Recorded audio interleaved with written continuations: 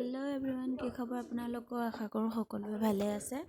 আজি এটা নতুন ভিডিঅ' লৈ আপোনালোকৰ মাজলৈ আহিছোঁ। এয়া দেখিছে আনাৰসখিনি এনেদৰে টুকুৰা কৰি লৈছোঁ, কাৰণ আজি মই জেলি বনাম বুলি ভাবিছোঁ, আনাৰসৰ জেলি। সেইকাৰণে এটা মিক্সিত ভৰাই অলপকৈ ভৰাইছোঁ, কাৰণ বেছিকৈ একেলগতে দি দিব নোৱাৰি। একেলগতে দিলে মিক্সি বাতিটো যিহেতু অলপ বেয়া হয়, সেইকাৰণে অলপকৈ দি পেলাই আমি পেষ্ট কৰি লৈছোঁ। এই পেষ্টখিনি এনেদৰে উলিয়াই লৈছোঁ মাটি এটাত।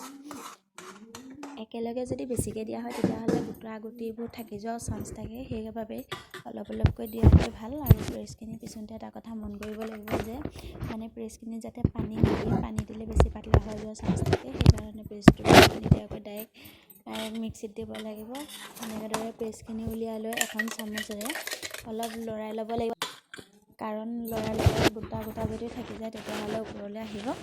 সেইকাৰণে এনেকেদৰে লৰাই মেলি ভালদৰে অলপ কৰি এখন গৰম দি দিব লাগিব। আৰু দিয়াৰ পিছত একেৰাহে লৰাই থাকিব লাগিব, কাৰণ এৰি দিলে লাগি ধৰা চান্স থাকে। সেইকাৰণে ল' ফ্লেমত কেৰাহীখন ৰাখি এনেদৰে লৰাই থাকিব লাগিব।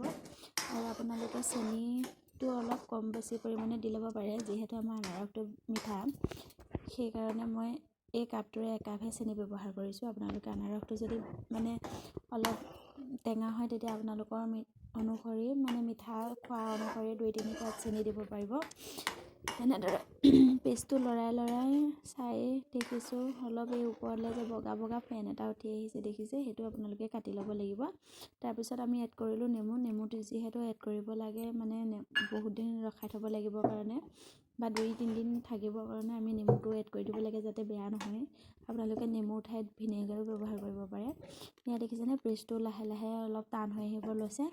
এনেকৈ আমি অলপ দেৰি ৰখাই ঠাণ্ডা হ'ব দিব লাগিব, যিহেতু ঠাণ্ডা হ'লেহে চিচাৰ বা এনেকৈ বৈয়ামত ভৰাই থ'ব পাৰিব।